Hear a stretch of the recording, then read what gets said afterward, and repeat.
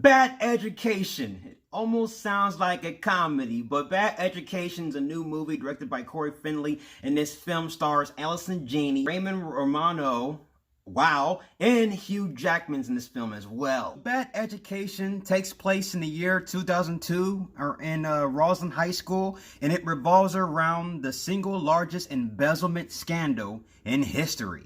And we have our movie, Bad Education. I had no idea about this scandal. This is based off a true story that took place at this high school and revolves around this Frank Tassone. He's being played by Hugh Jackman. Hugh Jackman plays his character and he's a superintendent. Going into this film, I had no idea what to expect because I haven't heard this story before.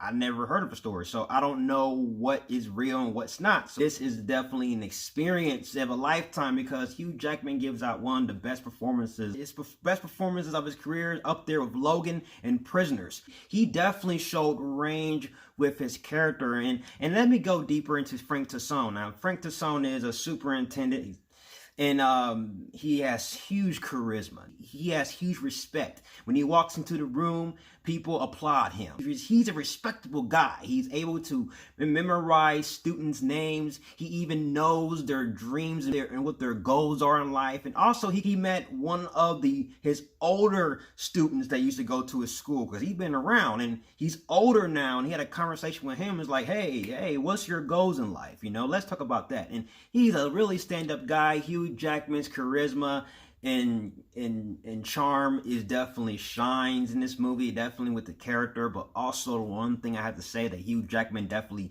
blended into the role and he disappeared into the character, where basically he was Frank Tassone. And Allison Janney had a terrific performance as well. Like the Allison Janney and Hugh Jackman's chemistry when they was on camera together, it definitely was shining on screen. It is just remarkable. They brought it. They were 100% into the film.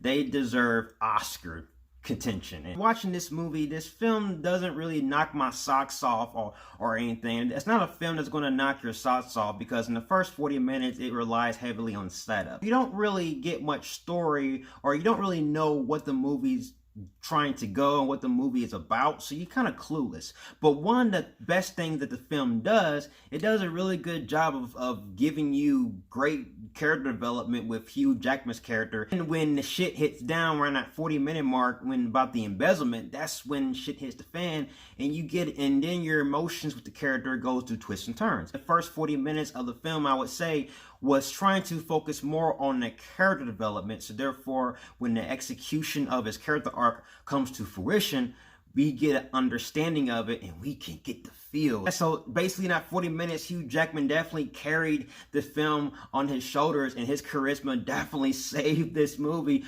from being a little bit boring. It has a little bit of slow pacing, but that is not the detrimental flaws. Another character I have to give a little praise to has a character being played by Geraldine. I'm going to butcher her last name. I don't know her last name, but I feel like she was a character for the audience because during that 40-minute duration when the film was setting up, there are moments in this film where her character has to dig deep within the plot, and she finds out more revolving around in the school and all the purchases that the school has been doing. I feel like she's more like the audience character because the audience doesn't know what they're really getting into, and soon as she's like solves the plot revolving around the embezzlement, then the audience gets a clear understanding of what is really going on. But another thing I just want to point out that yes, this film does a really good job of breaking down Hugh Jackman's character, but also one of the things that I really like about this film, that it focused on the embezzlement, but it focused on the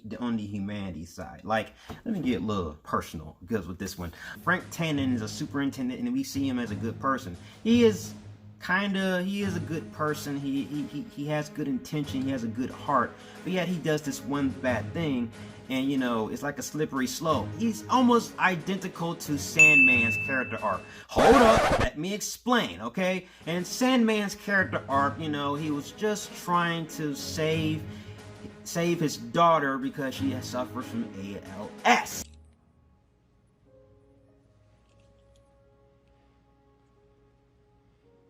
Promise, I'll make you healthy again. Whatever it takes. I'll get the money. And then, so the only way to save her, he has to like steal money from banks.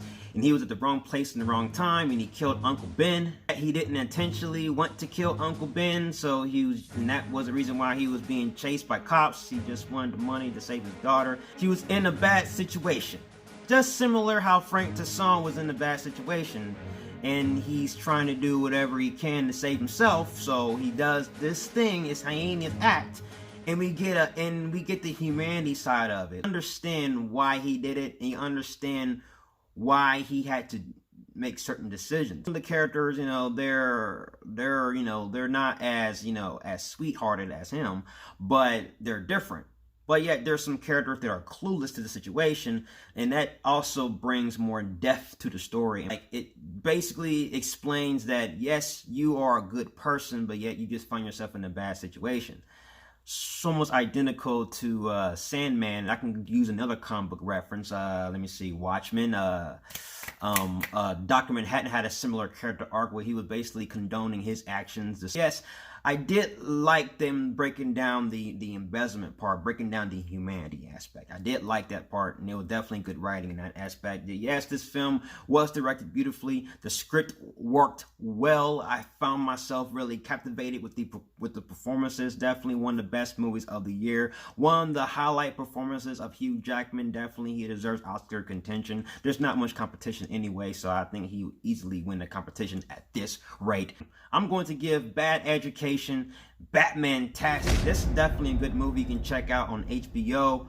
I'm definitely going to buy this movie on Blu-ray. The movie relies heavily on setup, so the film does get a little bit boring for some. So that's my review of Bad Education. What are your thoughts on Bad Education? Comment below and let's talk about it, and I'll see you guys in my next review. And if you like everything you see and you agree, subscribe to my channel and join me in the Batman family. I'll have more Batman-tastic reviews in the way. You have been warned. Till then, ciao.